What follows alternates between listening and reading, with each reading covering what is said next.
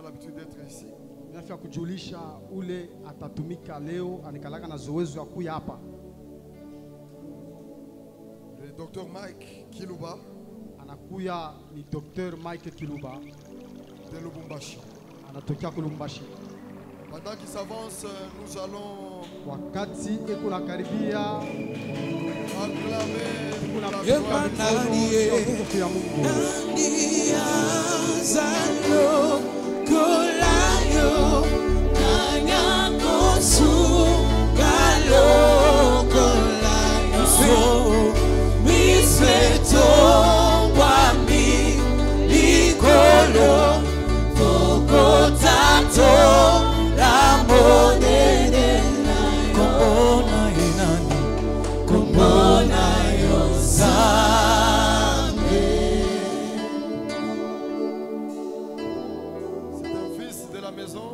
Mtoto wa mnyumba.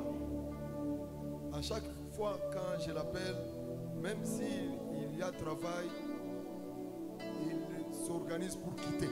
Kila wakati kama mimi namuita ate kuna kazi analombaka kukazi juu ya kuya.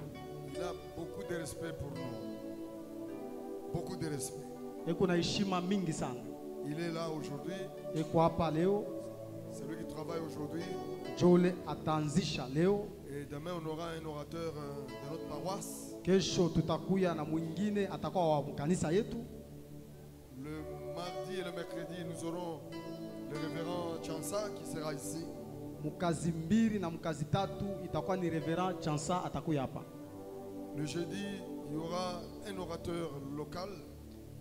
Mukazi ine itakuya tena ni mubiri wa umu mkanisa yetu.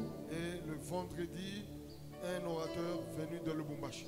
Na vendredi itakuya ni mubiri atatokea tena Kulumbashi. Je t'invite d'être attentif parce que avant qu'on termine, il y a quelque chose qui va se passer dans ta vie et dans ma vie. Mina kualika ukuye attentif juu avant tuishe kutakuwa kintu kitapitikana maisha yako. Dieu ne réunit pas les grâces comme ceci au hasard. Mungu asikusanishake manema saa ya hivi bule. Et on acclame pour la gloire du Seigneur. Tuko napika mikono juu tukufu ya Mungu.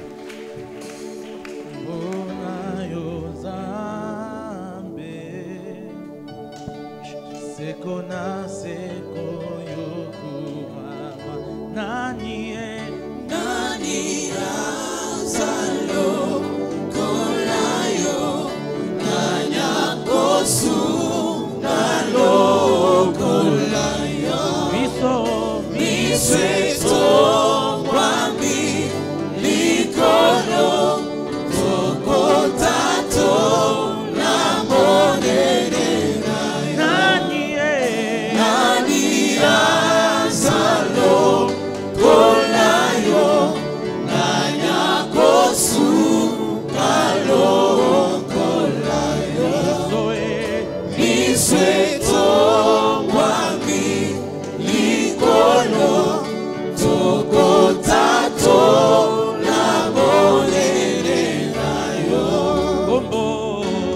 kombo nayo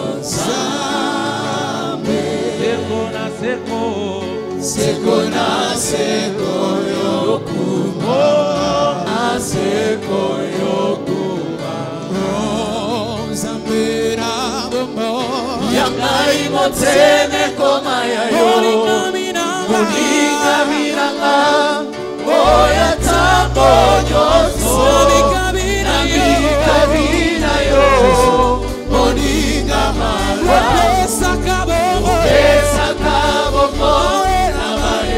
Soba e panayo Zambe yo bolingo Zambe Aera mae Zambe Zambe Yangai motene koma yayo Monikanga Tango nyonso Nami kabina yo Monika mala Pesa cabo, panayo, Zambeyo bolingo, Zambeyo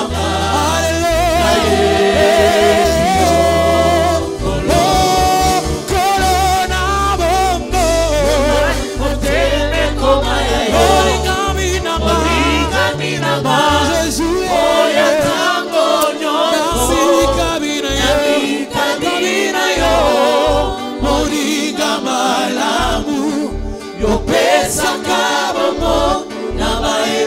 soma epana yo Nzambe yo bolingo Nzambe nanga na yebi yo kolo aya makubwa lakini tu najua kweli yatabakia daima. Est-ce qu'on peut acclamer l'amour de Dieu manifesté en Jésus? Alléluia. Amen. Que Dieu soit béni. Mungu abarikiwe sana. Que Dieu soit béni. Mungu abarikiwe. Je disais que le nom de notre Seigneur Jésus soit béni. Amen. Nous bénissons grandement l'amour de Dieu. Tunabariki sana mapendo ya Mungu. Cet amour s'est manifesté dans nos vies pendant que nous étions encore des pécheurs. Ile mapendo yake ilijitukuza tena maisha yetu wakati tulikuwa watenda zambi. C'est un amour incommensurable, un amour ineffable. Ni mapendo ila haina na mwanzo wala haina na mwisho. Alléluia. Amen. Alors je m'en vais rendre grâce à Dieu. Mimi nenda mbele kutoa shukrani kwa Mungu.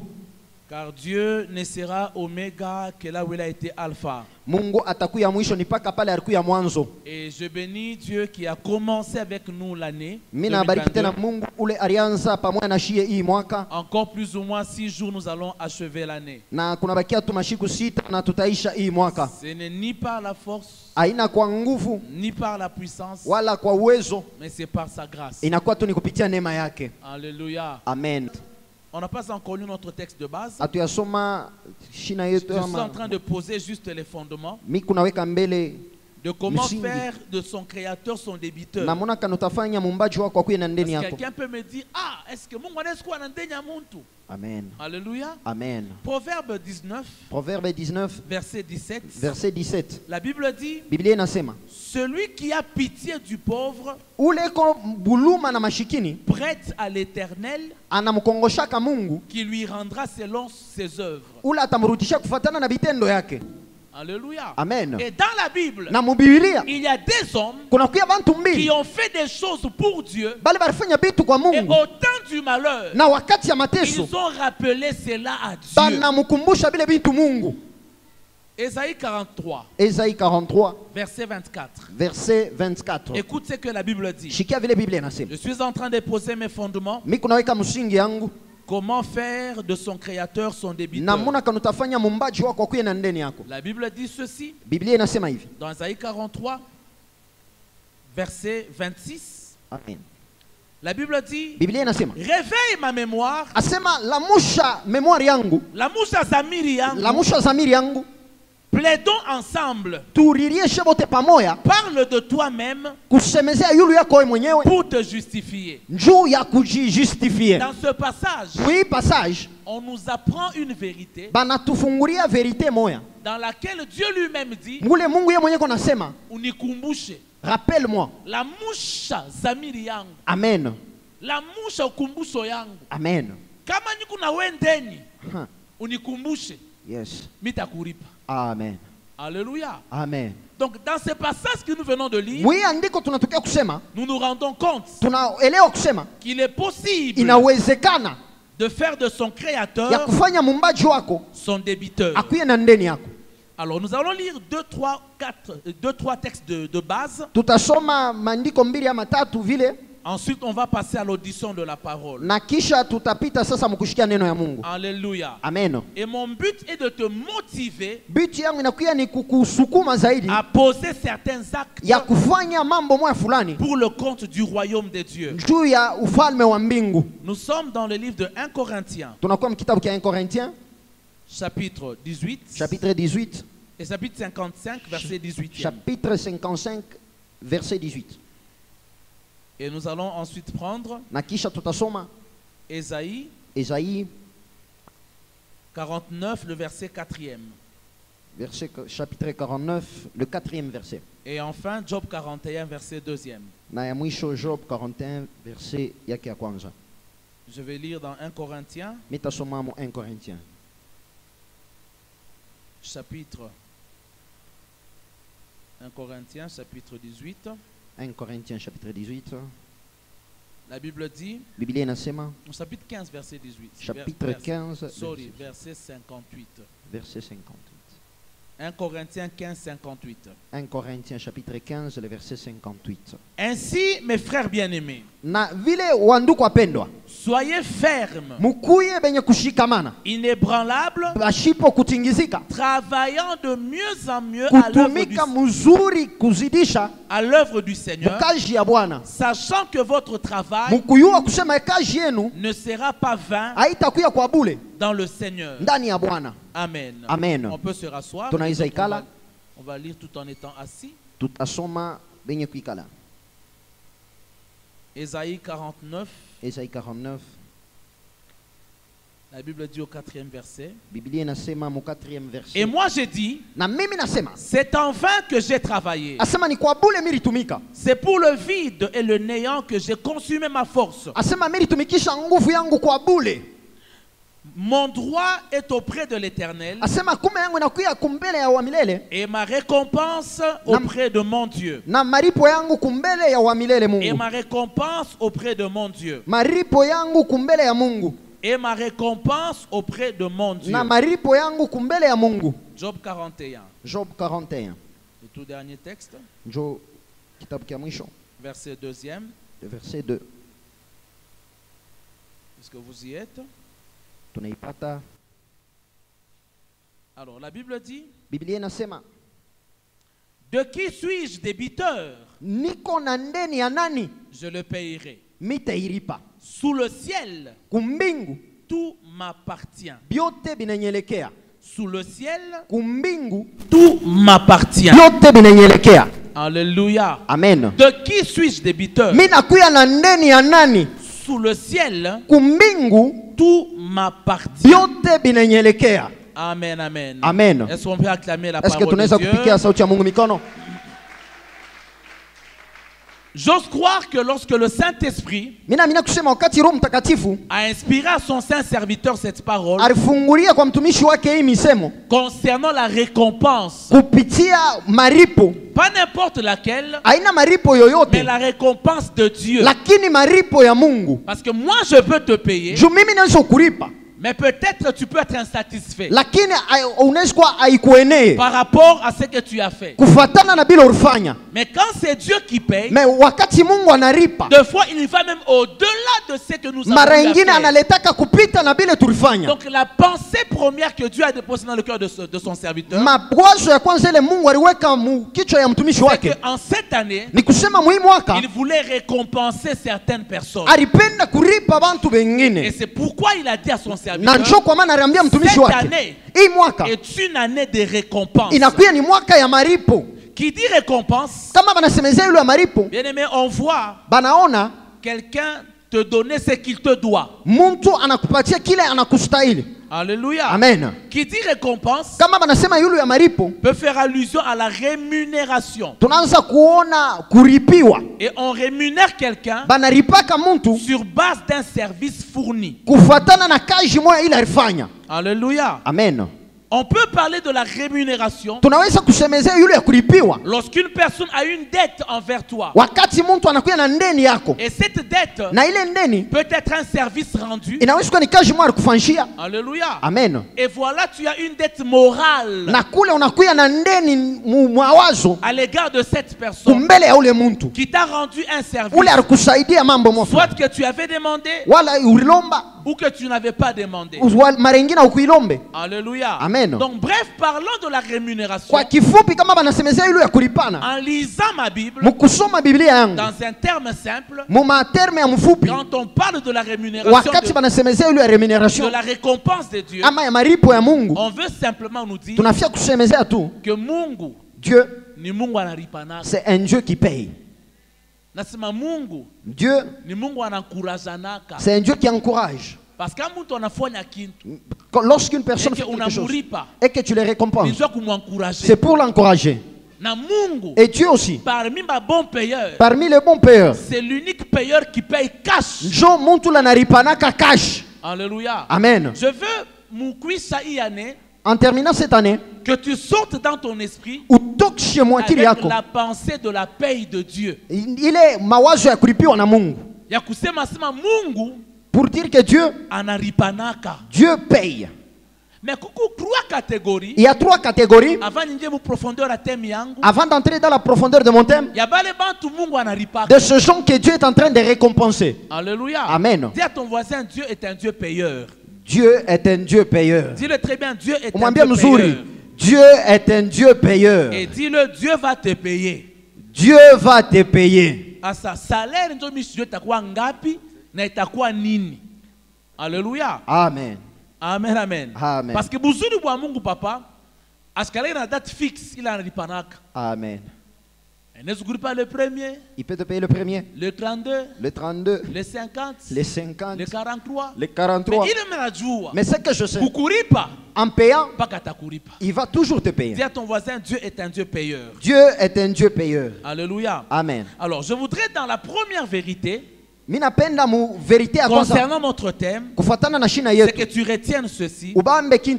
Dieu est un Dieu qui paye, mais qui ne paye pas tout le monde. Je répète. Dieu paye, mais il ne paye pas tout le monde. Alléluia. Amen. Je disais encore, Dieu est un Dieu qui paye, mais il ne paye pas tout le monde. Et même quand il peut payer tout le monde, il ne paye pas tout le monde avec le même salaire. Ça, c'est la première vérité. Deuxième vérité, en ce qui concerne la paye de Dieu, c'est que en ce qui concerne la récompense de Dieu, Dieu n'est pas un Dieu qui exploite les gens. Alléluia. Amen. Mungu s'exploitanake. Amen. Un homme peut engager quelqu'un et l'exploiter. Et même s'il le paye, même la personne payée s'exclame en disant, ça c'est l'exploitation de l'homme par l'homme. Mais Dieu n'est pas comme ça. Lorsque tu fais quelque chose pour Dieu, Dieu va te récompenser en fonction de ce que tu as fait comme travail. Et dans sa grâce, il peut aller même au-delà de ce que tu as fait. Parce que si le monde paye à leur agent ce qu'on appelle la gratification, le 13e mois, si la société peut payer comme ça, à combien plus forte raison Dieu ne peut pas te gratifier. Alléluia. Amen. 13e mois Mungu iko wako. 13e mois Mungu iko wako. 14e mois iko wako. 14e mois iko wako. Alléluia. Amen. C'est que Mungu tu kunobira asubuhi ya leo. Le Dieu qu'on est en train de prêcher ce matin. La première des choses, c'est un Dieu qui paye. La deuxième des choses, c'est un Dieu qui il n'exploite pas les hommes. Et la troisième des choses, c'est un Dieu qui n'a pas de dette envers une personne. Alléluia. Amen. Dieu Mungu nous dit Job 41 verset 2. Il n'a tombé kitabu kia Job 41 verset 2. N'est débiteur de personne. Alléluia. Amen. Je répète encore. Dieu Mungu n'est débiteur de personne. Tout ce que tu fais pour lui, il va te le remettre un jour. Et vous ne dites pas amen. Amen. Ok. Alors, ma grande question est de savoir comment faire de Dieu son créateur, son débiteur. Comment faire de son créateur son débiteur? C'est ça ma plus grande question ce matin. Alors, je réponds en vous donnant le secret. Comment est-ce que tu peux faire pour que le Dieu du ciel, le Dieu créateur, qui puisse être ton débiteur? Qui ce matin porte la bague à ce doigt? Nani asubuhi ya leo ashakuva la bague kwa kilole? Qui au milieu de nous? Nani katikati yetu? Hapa kushikia haya kama ushakuvala. Ushishikie haya kama ushakuva la bague kwa kilole, weka tu mkono yule. OK. Qui encore? Nani mwingine? Qui porte la bague à ce doigt? Nani ula shakuvala ko bague yake kwa kilole? OK. Vous allez me voir à la fin, maman. Le temps me manquerait. Wakati itenikosa. J'allais prier sur vous. Nilipenda kumiombea. Et vous allez voir ce qui va se passer. Mais à la fin, je vais prier pour vous. Murupashi kuona vile vitafanyika, mais kumwisho mitemiombea. Loin de là de faire un spectacle, loin de là. Tukuye merci sana tous tafanya ma spectacle hapana. Par rapport à une vision que j'ai vue kufatana na onyo mo miliona. Wakati je conseille à toutes les jeunes filles. Mirianza ukonseil badada bote. Ne plus jamais la bague à ce doigt. Ushikavalake bague kuikilole. Kamutone mashiku c'est à la mode. Hii mashiku inakuya saa ya kawaida sana. J'ai vu un esprit. Mimi naona esprit moya. Entrer dans la chambre où je suis. Inaingia mu chambre ile milikuya. Ananyingisha bague munguvu. Munguvu anafanya ibakie kwa mkono yangu. Heureusement. Mimi naita jina Yesu inashinda. Pikana kwa mkono yangu. Amen. Et vous devez savoir que dans le monde des esprits, il y a un principe. C'est le principe du symbolisme. Ni principe ya masymbole.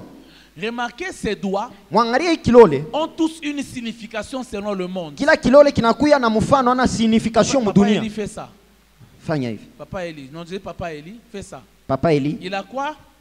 Il a une bague. Eko na bague. Qui est un symbole. Inakuya ni alama. Qu'il est en alliance. Ile anakuya mu alliance na muntu fulani. Ce qui fait que personne n'a le droit de t'approcher. Ni kusema kuna mtu mtu n'a pas non plus le droit d'approcher quelqu'un. Na wauna tena na droit kuapprocher en alliance. Njoo huko muagano. Et pendant que je voyais cette vision. Na wakati mimi nsikona ile onyo. On voulait m'imposer une bague argentée. Barifia kunyeka bague moya ya argent Au fait, le monde des ténèbres voulait me mettre dans une alliance avec les esprits des eaux. Alléluia. Amen. Afin de contrôler ma destinée. Vous devez savoir que toutes les doigts ont des significations dans le symbolisme. Le pouce ici, quand quelqu'un porte la bague au niveau du pouce, ça symbolise quoi? Pardon? Ni veuve. Asema ni veuve. Mais utakuta muntu wa esthétique. Vous allez trouver une personne par esthétique. Asa kuvala. Il porte aussi. Kukilole kinene. Au pouce. Kisa anaoa. Et il se marie. Anafuisha. Ashitoa sema anafuisha nyinju depuis mashikote. Amen. Anekanaka l'alliance na esprit de mort ou la sa kusemaka ya il faut wake paka veuve. Amen. Alléluia. Amen. Mais pas dada moi ekombalaka. Mais à chaque fois là, bague, qui tu le tiens ba marié, batamfuata mbalabala. Apana. Batamoa. Apana. Juyanine. Eko déjà marié. La Bible dit ne vous conformez pas au monde, mais soyez transformés dans votre intelligence. Ne faisons pas ce que le monde fait. On est esthétique. C'est l'esthétique. Le ciel m'est témoin. J'ai prié pour un jeune homme qui est venu dans un culte. À chaque fois la bague tenaï à Kyumaï, à ne voilà qu'utilo de soi qui n'est neki. Amen. Je l'ai appelé. Je dis tiens-toi debout. Je commande au nom de Jésus. C'est ce que j'ai évité de faire avec maman. Je commande au nom de Jésus à l'esprit qui est caché derrière ta bague. La manière dont le garçon a sauté. Je voulais seulement faire voir à l'assemblée. Ne copions pas le monde. Ne fais rien si tu ne connais pas la signification. Oh, par esthétique, tu mets quelque chose de serviette. Il y a une signification. Amen. Alléluia. Amen. Ne faites pas ça s'il vous plaît. J'ai vu que c'est à la mode actuellement. Vous allez trouver une fille qui porte 2, 3, 4 bagues. Il vous dit une esthétique. Selon une esthétique. Selon elle, c'est l'esthétique. Retiens cette phrase. Tout ce que nous posons comme acte, c'est poussé par un esprit. Si ce n'est pas le Saint-Esprit, c'est un esprit méchant ou impur. Alléluia. Amen. Amen, amen. Amen. Je peux rentrer dans mon enseignement. Est-ce que j'ai béni quelqu'un? Alléluia. Amen. Alors, j'étais en train, bien aimé, de parler sur comment faire de son créateur son débiteur. Comment faire de son créateur son débiteur. Mais nous voyons Job 41, verset 2. C'est Dieu qui répond à Job en lui disant: de qui suis-je débiteur? Et si il s'est fait que j'ai un crédit J'ai une dette envers quelqu'un. Tout sur la terre m'appartient. En d'autres termes, je lui payerai ça. Alléluia. Amen. Et Ecclésiaste nous apprend qu'il est possible d'endetter Dieu. Alléluia. Amen. Il est possible de faire en sorte que le Dieu créateur du ciel et de la terre puisse être ton débiteur. Et je voudrais, en posant le fondement, dire à quelqu'un que tout ce que Dieu prend dans la vie de l'homme comme crédit, quand il le remet, il ne le remet jamais tel qu'il avait pris. Il le remet toujours avec une valeur ajoutée. Exemple, il a pris la barque de Pierre. C'était pas sa barque, c'était un crédit. En le rendant, il remet ça à Pierre en lui donnant les poissons, pas comme jamais Pierre a eu à pêcher dans toute sa vie. Pour dire que lorsque Dieu prend quelque chose dans ta vie, lorsqu'il le remet, il le remet toujours avec un bonus là-dessus. Il a pris la femme d'autrui qu'on appelle Marie. C'est la femme de Joseph. Il dépose un enfant là-dedans sans l'aval de son mari. Il a confisqué la femme d'autrui. Il met la grossesse de Saint-Esprit pendant 9 mois. Alléluia. Amen. Après la naissance jusqu'à aujourd'hui, jusqu'à Léo, Marie, on est en train de le citer. Mais tu nous reconnais comme étant instrument par lequel Mungu akumbingu alipitia. Amen. Amen, amen. Amen. Jésus en entrant en Jérusalem. Yesu mkuingia Yerusalemu. Ashkuingia na mpunda waki. Yesu ashkuingia na mpunda pana. Alibeba wabenyewe. Il a confisqué l'agneau d'autrui. Aujourd'hui, allez en Israël. Mwende mu Israël. Vous allez trouver la descendance de l'anneau que Jésus a eu à utiliser. Mutakuta descendance ama batoto ba ule mpunda Yesu alitumikisha. Il y a un site touristique. Kuna kuya site touristique qui vous conduit vers la descendance de cet anneau. Bale batemipeleka ku descendance ya ule mpunda. Et Israël fait entrer l'argent dans son pays lorsque les touristes viennent. Na Israël konaingisha franga mpei yake wakati maturiste wanakuja kupitia tu ule mpunda. Alléluia. Amen. Il a pris le tombeau de quelqu'un. Anabeba kaburi ya muntu. Joseph d'Arimathée. Joseph d'Arimathée. C'était pas son tombeau. Ayukuyake tombo yake. Mais aujourd'hui, nous parlons de Joseph d'Arimathée. Tukunasemeza yule Joseph d'Arimathée. Il a pris un jour. Anabeba siku moja 5 pains. Et 2 poissons d'un jeune homme. En rendant, moi je pense que vous pensez que Jésus, en utilisant les 2 poissons et les 5 pains de ce jeune homme qui était un vendeur, il lui a laissé comme ça. Est-ce que l'enfant va rentrer chez eux en disant, maman, sous le papa ou le bénédict Jésus, nous disent, frère, ni sûr que le petit mukurudia na mikate arudia na sakosa mikate na sakosa samaki. Amen. Parce que kama Mungu anatumikisha kiako, lorsque Dieu utilise akirudishe asirudishe paka vile ribeba. Amen. Comment faire de ton créateur ton débiteur? Namuna kanutafanya Mungu wako akuye na ndani yako. Réponse simple. Réponse mfupi. En appliquant mukutumikisha le principe de 3T. Ya mate tatu. En appliquant mukutumikisha le principe de 3T. Ya mate tatu. T et tu tata toto titi. T. Dis après-moi le principe de 3T. Principe de 3T. Dis après-moi le principe de 3T. Principe de 3T. Quand nous parlons du principe de 3T, nous le trouvons dans Actes chapitre 13, le verset 36. Que dit la Bible? La Bible dit, en ce qui concerne le roi David, qui avait eu à appliquer le principe de 3T. La Bible dit, au verset 36 du 13e chapitre, chapitre 13, le verset 36. La parole de Dieu déclare ceci. Or, David, après avoir en son temps servi au dessein de Dieu, est mort, a été réuni auprès de ses pères. La phrase qui m'intéresse, la Bible dit, David, après avoir en son temps servi au dessein de Dieu. En d'autres termes, David de son vivant a pris le premier thé de sa vie, à savoir son temps. Il a investi ça pour Dieu. Le premier thé qui peut faire que Dieu puisse te devoir quelque chose, c'est lorsque tu prends ton temps, tu le lui remets. Je m'explique. La seule chose que l'homme a sur la terre, que Dieu lui a donné, et qu'elle soit riche ou qu'elle soit pauvre, et les riches et les pauvres ont tous le même temps. Nous tous, on a 24 heures. Alléluia. Amen. Le riche n'a pas 25 heures. Le pauvre n'a pas 20 heures. Nous tous, on a le même temps.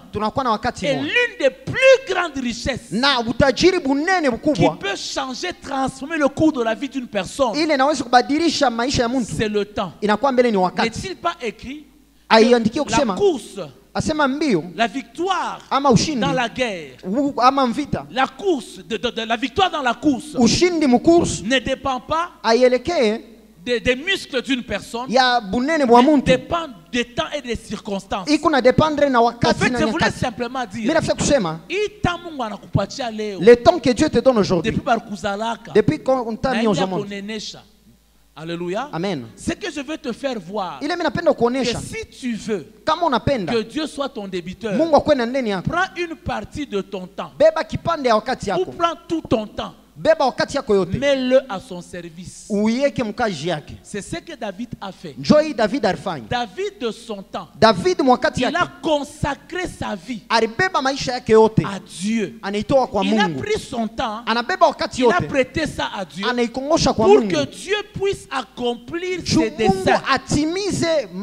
Dieu avait une vision, Dieu avait un plan, Dieu avait une volonté, mais il cherchait par qui accomplir cette volonté, cette vision, cette destinée. Il a trouvé David, oui. Mais le problème, c'est que Dieu ne viole pas la volonté de quelqu'un. Dieu n'impose pas sa volonté, mais Dieu propose sa volonté. Je reviens. Dieu n'impose pas sa volonté, mais Dieu propose sa volonté. Il dit, je mets devant toi le chemin de la vie et le chemin de la mort. À toi de choisir. Or la vie, c'est l'image du temps. On dit deux fois, le temps c'est l'argent. L'argent c'est la vie. Donc le temps c'est la vie. Et David de son temps, jeune qu'il était, David a consacré sa vie à Dieu. Il passait son temps à composer les psaumes. Il passait son temps dans la prière. Pourquoi la Bible dit que quand je reviendrai, je relèverai la tente de David. C'est-à-dire là où il y avait l'arche de l'Éternel. Pourquoi Dieu, quand il reviendra sur terre, il ne va pas relever le temple de Salomon? Parce que par rapport à la beauté, ce temple était splendide. Pourquoi il ne relèvera pas le tabernacle de Moïse? En matière de miracles, ce tabernacle en produisait beaucoup. Pourquoi il ne va pas relever le temple d'Hérode? Par rapport à sa grandeur, c'était plus grand que celui de la tente de David. Mais il dit, quand je reviendrai, je relèverai la tente de David. Pourquoi? Parce que dans la tente de David, c'était l'unique tente, l'unique endroit où il y avait le culte 24 heures sur 24. sans stop. On adorait Dieu sur la terre comme au ciel. David a compris le principe du ciel et l'a mis sur la terre. Mon frère, ma soeur, si tu veux un jour que Dieu puisse te devoir quelque chose, pour que quand tu auras des problèmes, qu'il te récompense en intervenant dans ta vie, prête-lui ton temps.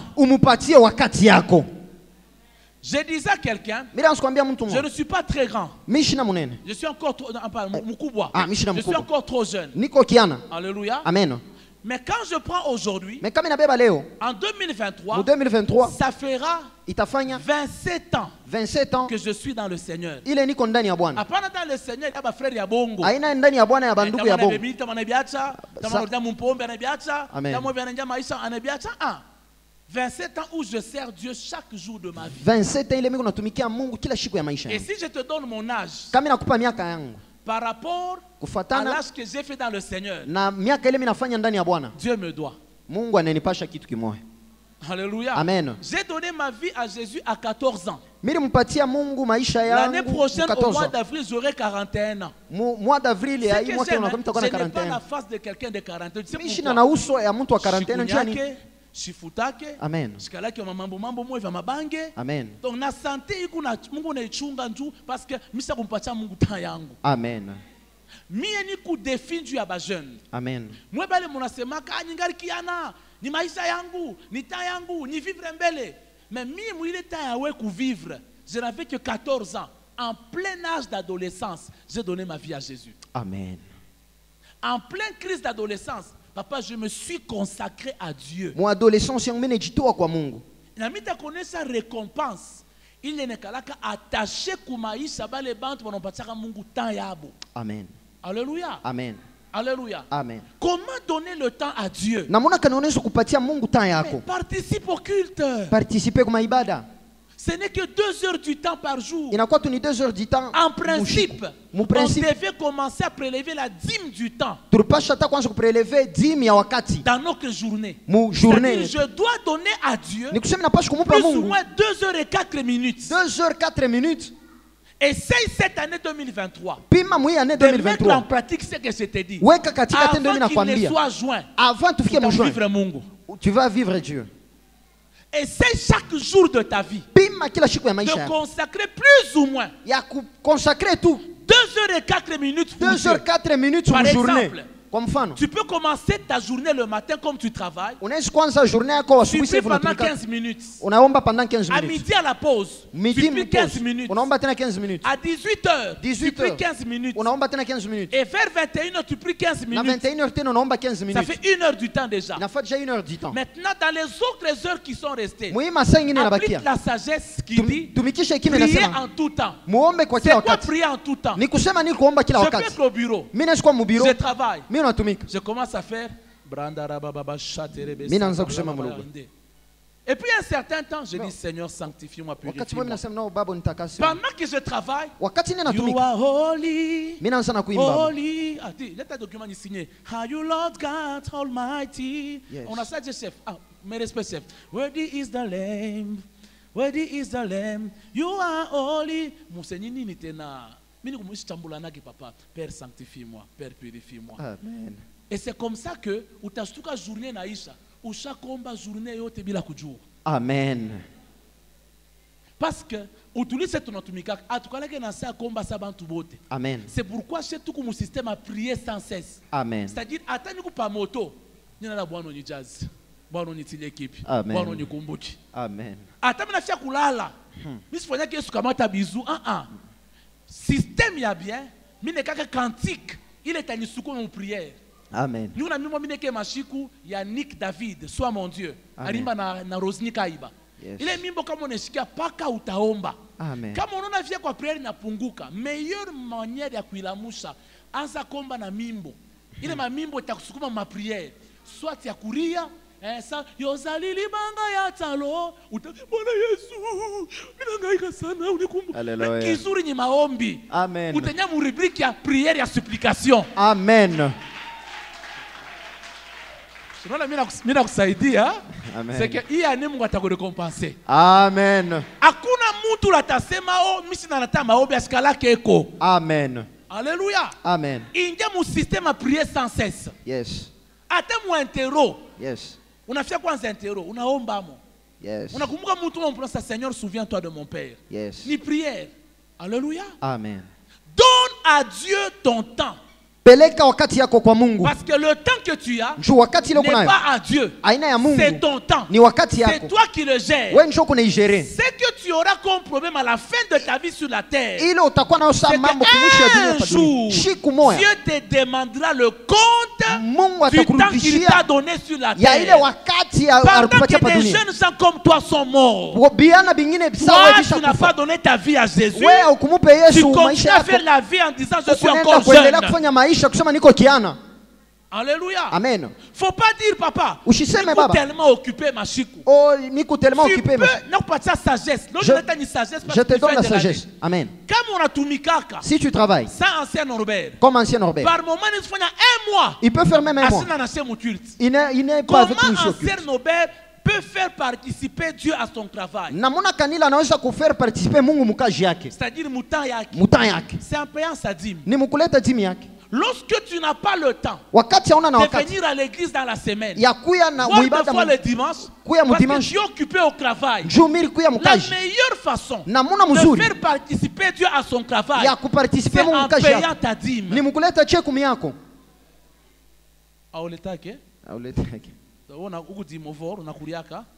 Alléluia. Amen. Dis après moi le temps.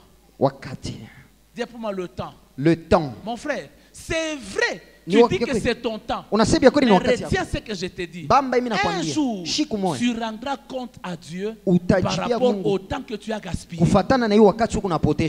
roi 16, verset 34. La Bible dit, de son temps, hier de Bethel, bâtit Jéricho. Maintenant, la question que je te pose, et toi, de ton temps, qu'est-ce que tu en fais? Comment expliquer que tu me dises que tu aimes Dieu? Frère, quand on aime une personne, la seule chose que l'on fera, c'est de passer du temps avec la personne. Pas n'importe quel temps. Un temps de qualité. Et le meilleur temps de qualité que nous avons, c'est quand nous adorons, c'est quand nous louons, c'est quand nous prions, c'est quand nous méditons. Ce sont des temps de qualité sur la terre. Mais regarde-toi. Tu es prêt à sacrifier. Le match d'Argentine et France nous a pris combien d'heures? 120 plus 30 encore, ça fait 150 heures. 150 heures. Et moi et toi, on était scotchés. On dirait que mon salaire a Messi va te toucher. Alléluia. Yes. Tu investis le temps dans des choses viles. Et quand tu auras un problème, même quand tu crieras devant Dieu, tu vas regarder dans le quota de son temps dans ta vie. Yes. Est-ce que je bénis quelqu'un ce matin? Amen. Est-ce que je peux avancer pour terminer? Amen. Alléluia. Amen. Dis pour moi le temps. Le temps. Dis pour moi le temps. Le temps. La Bible dit, de son vivant, David a prêté à Dieu sa vie. Il y a 4 ans que je serai appelé Mariam. Mariam Shimoufou. Alléluia. Amen. J'ai traversé la vallée de l'ombre de la mort. Au point où je disais que Amen. Alléluia. Amen. Mais à un certain temps, j'ai commencé à rappeler à Dieu comment est-ce que dans ma jeunesse, j'aimais beaucoup le foot. À part les choses de Dieu, c'était le football. Je serais devenu le Messie d'aujourd'hui. Mais à cause des choses de Dieu, j'étais obligé de choisir entre le foot et l'œuvre de Dieu. Alléluia. Amen. Mais j'ai choisi la bonne part. C'est quoi la bonne part? Je clôture par là pour donner le deuxième thé. Jésus dit à Marie que toi tu as choisi ta bonne part, plutôt à Marthe. Anamwambia Marthe, que tu t'inquiètes pour beaucoup de choses. Mais Marie a choisi la bonne part. C'est quoi la bonne part qui ne sera pas ôtée à Marie? Regardez. Marie est restée au pied de Jésus pour écouter la parole de Dieu. Or la Bible dit, toutes les choses passeront, mais la parole ne passera jamais. Et en d'autres termes, il répondait à Marthe, tu t'inquiètes pour la nourriture, ce n'est pas mauvais, parce que je dois manger. Mais quant à ta soeur, elle a choisi ce qui ne passera jamais. Toi tu choisis la nourriture, oui. C'est bien, mais ça passera. Mais la parole de Dieu ne passera jamais. Donc, en d'autres termes, quand on choisit la bonne part, cela veut dire qu'on s'accroche aux choses qui ne passeront jamais. Et qu'est-ce qui ne passera jamais? C'est la parole de Dieu. Prends ton temps, investis le temps dans la méditation de la parole de Dieu.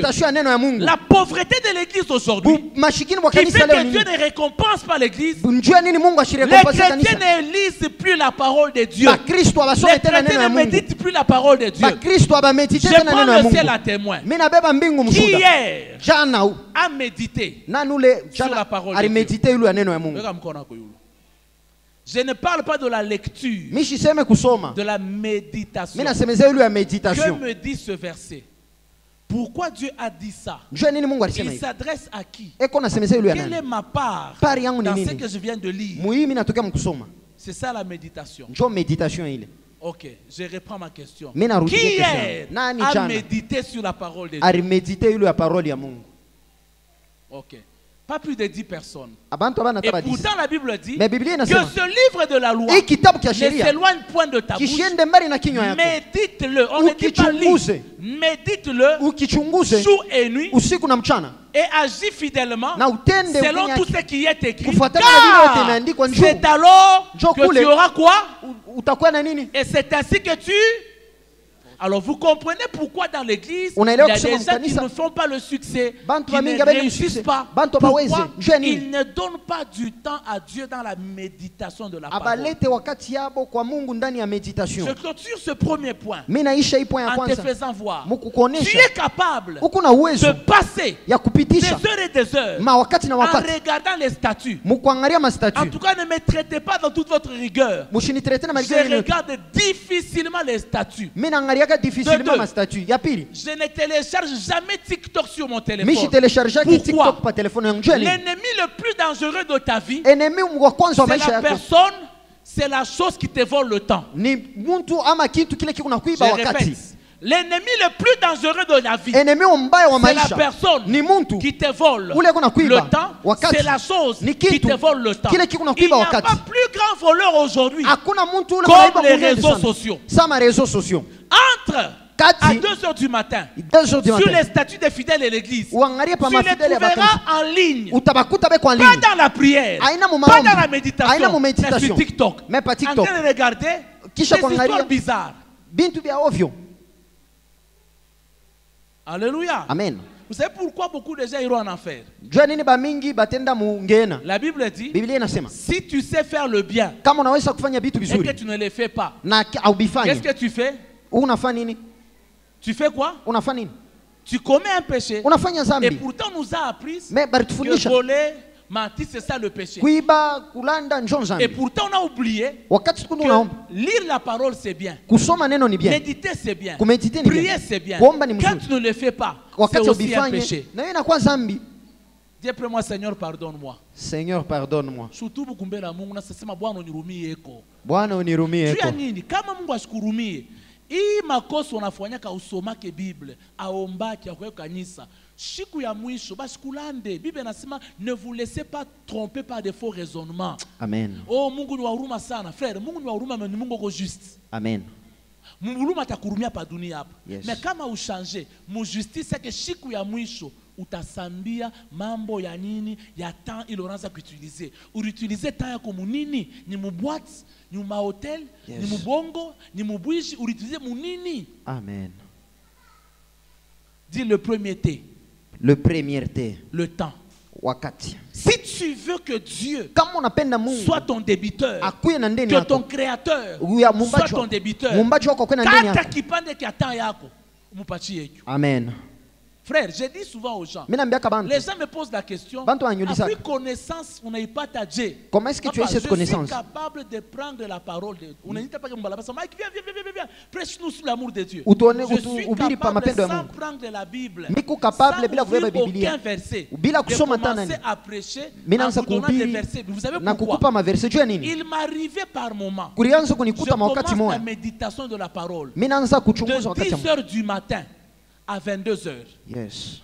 Moi, je suis ce jeune homme que papa est allé accuser à l'église que mon fils exagère. Pasteur Magila. Yes. Anasema pasteur, ata u mwenye pasteur wake ausoma kibiblia sa mtoto wangu. Yes. Yaki napita, il faut funde masomo. Alléluia. Amen. Je faisais quand mon père rentre au salon, nous on a vu mine fuchika pa makaya masomo. Mina fois sambla sa nous on soma. Akende mina soma Bible. Parce qu'il fallait nous bili kesho. Mais en même temps, nous avons masomo, mais en même temps, Bible.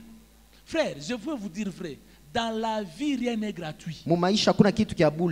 La connaissance que j'ai aujourd'hui, c'est une récolte. Papa Norbert est là. Papa Jean-Claude est là. Maman est là. Je pense que j'étais le plus jeune des personnes avec qui on travaillait autrefois. Yes. Ils connaissent ma dévotion pour Dieu. Ils connaissent mon amour pour Dieu. Et toutes les fois où je viens ici, ça peut vous choquer. Pour dire que j'aime beaucoup mon papa et ma maman. Est-ce que vous savez que j'ai annulé le culte à mon église pour venir prêcher ici? Et Roachi nous a donné la gratification à Biakouria, plus ou moins $150. Yes. Qu'est-ce que j'ai fait? J'ai pris Biakouria Biotebile. J'ai dit aux membres de l'église qui n'ont pas de moyens, venez manger chez moi. Et comme ça ne suffisait pas, j'ai cherché l'argent, j'ai ajouté. Pendant que moi je prêche ici, chez moi à la maison on mange, et chez nous à l'église il n'y a pas culte. Pourquoi? Je voulais venir servir Dieu ici. C'est-à-dire j'ai pris 6 heures du temps. J'ai investi dans un bus. Pas pour venir chercher copine ici. Mais je suis venu prêcher la parole de Dieu ici. Et vous pensez que Wamujulu, kama mimi kuna mambo atanyacha? Vous verrez de nouveau la différence entre ceux qui servent Dieu et ceux qui ne servent pas. La meilleure façon de servir Dieu, c'est de lui donner ton temps. Prends ta jeunesse, prends Novelas, prends tout ce que tu connais Côte d'Ivoire, prends Hollywood, sacrifie ça pour Dieu. Arrêtons le mensonge du diable en disant que frère pardonne nous furahi. Mais Bible nasema Dieu a tout fait pour un but. S'il t'a donné le temps, il ne s'impose pas. À toi de voir quelle portion de temps donner à Dieu. Écoutez ma conclusion sur le premier point. Je suis avec mon ami Popol Magila. À 2 semaines de sa mort, comme s'il le savait, Popol était très turbulent. Mais quelques mois avant sa mort, bizarrement, j'ai vu mon ami Popol changer du coup. Et je me rappelle de notre temps, au lieu qu'on aille faire la vie comme les autres jeunes, on a commencé à évangéliser dans la route. Et je me rappelle, à 1 semaine de sa mort, il a fait une retraite de 3 jours à la montagne. Et un jour, il a dit à papa Jean-Paul, c'était la nuit. C'était aux heures du soir. Mais ce qu'il ne savait pas, il était en réalité aux heures du soir de sa vie. Yes. J'ai vu Popol à 21 ans. Changer de vie. Du coup, il prend son temps, il investit ça à former les gens à jouer au drum. Vous connaissez James Madi qui joue à la batterie avec Deborah Lukalu. Vous connaissez? C'est son petit frère. C'est lui qui a appris James Madi à jouer à la batterie. C'est lui qui l'a appris à faire ça. Et j'ai vu Popol le dimanche. Quand on jouait à l'adoration, Amen.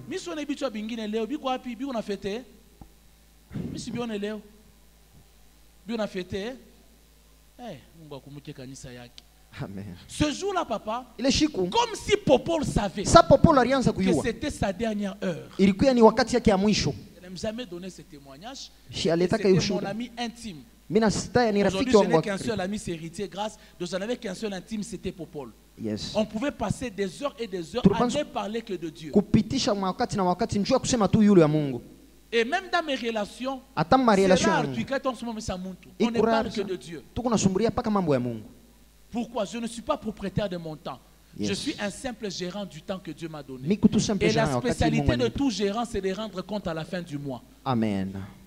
Et j'ai vu Popol dimanche, il a joué à la batterie de tout son cœur. C'était le jour où on a chanté pour la première fois le cantique qui dit « Car tu es grand, Jésus, tu fais des miracles, nul n'est comparable à toi, nul n'est comparable à toi. » Et je me rappelle ce jour-là, c'est Linda qui chantait « Uzima wangu ni Yesu. À tel en 5 ans, on chante ces cantiques. Je ne pense pas au ciel, je pense à Popol. Et je le vois, Jean-Claude, son oncle, lui avait envoyé un mazatomo. Il a payé de nouvelles chaussures. Il était très bien coiffé. Et après avoir adoré, son père l'a envoyé à Lubumbashi voir le prophète Fomba Bernard. Popol se tient debout. Un bel homme. Et il prend sa veste, il la met, il commence à sortir comme si il nous disait au revoir. Nous tous on le regardait sortir. Mais 1 heure après, on nous appelle en disant Popol vient de mourir. J'ai dit non, ne dites pas ça. Et j'entends les communiquer à la radio. Et je me rappelle arrivant chez eux, je me rappelle avoir fait un coma de quelques minutes parce que j'étais tombé, je ne savais plus c'est quoi. Pourquoi je donne ce témoignage? Dans les 21 ans que Popol a fait, il m'avait dit une phrase avant de mourir. Que Mick, est-ce que tu sais que Dieu peut tuer 100 personnes pour sauver une personne? Et le dimanche quand Popol est mort, le mardi quand il rentre dans un cercueil, je le vois, on dirait qu'il respirait. Et 1 mois après, j'étais appelé à prêcher à un séminaire de jeunes. Il n'y avait pas moins de 500 jeunes. C'était ma première prédication en public. Et j'avais pour thème de son temps, Popol Magila a servi Dieu. C'était ça mon thème. C'était mon modèle. Je commençais à donner le témoignage de Popol en faisant voir de bel homme qu'il était. Il pouvait avoir des copines partout, mais il ne l'a pas fait. Il a décidé de donner de sa jeunesse à Dieu. La Bible dit, jeune homme, réjouis-toi. Mais n'oublie pas que Dieu t'appellera un jour en jugement. Papa, j'ai fini de prêcher. J'ai lancé l'appel par l'entremise du président Kapita. Pas moins de 500 jeunes sont venus au Seigneur. Et aujourd'hui, je les rencontre souvent, ils servent Dieu parce qu'un jour, j'avais prêché en faisant allusion au temps que Popol a utilisé sur la terre. Et aujourd'hui, le pasteur Juvin qui vous prêche, c'est moi qui ai gagné Juvin. Juvin était un rappeur. Et moi, je faisais quoi? Je faisais ma petite Bible blanche que j'appelais M16. La Bible Gédéon. Et je marchais avec ça au centre-ville. Et quand je voyais une belle femme, comme je suis beau, et comme je m'habille bien, et comme je parle bien, j'attaquais. Et la fille pensera que c'est pour lui faire la cour. À la fin, j'enlevais la petite Bible. Je disais, tu sais, le garçon dont je t'ai parlé qui est fou amoureux de toi, ce n'est pas moi, c'est Jésus. Alléluia. Alléluia. Amen. Et aujourd'hui, quand vous allez entendre le pasteur Juvin, tout ce que Juvin vous enseigne, c'est moi qui ai enseigné ça à Juvin. Il va vous le témoigner. Sincèrement, je n'ai pas eu le temps pour moi. Mais j'ai eu tout le temps donné à Dieu. Ce qui fait que, même quand je parle, Dieu, il a ma dette. Il m'a déjà payé.